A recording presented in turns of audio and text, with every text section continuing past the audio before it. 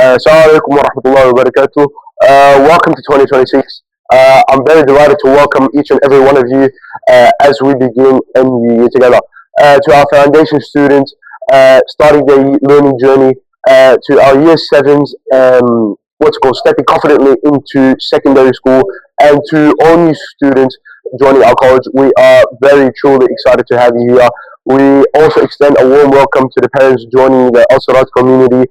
It's completely natural to feel both nervous and excited at the same time as you form new friendships and create new memories. We're in this year together, and inshallah, we will have a wonderful year As we ahead. step into the 2026 academic year, we do so with new opportunities, new goals, and a shared commitment to learning, growth, and excellence. Al Siraat is a community built on respect, faith, and kindness. This year, let's continue to support one another, celebrate our differences, and strive to be the best versions of ourselves. To our students, challenge yourselves, stay curious, and don't be afraid to aim high.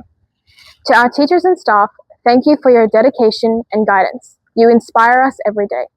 Let's make 2026 a year of achievement, unity, and success.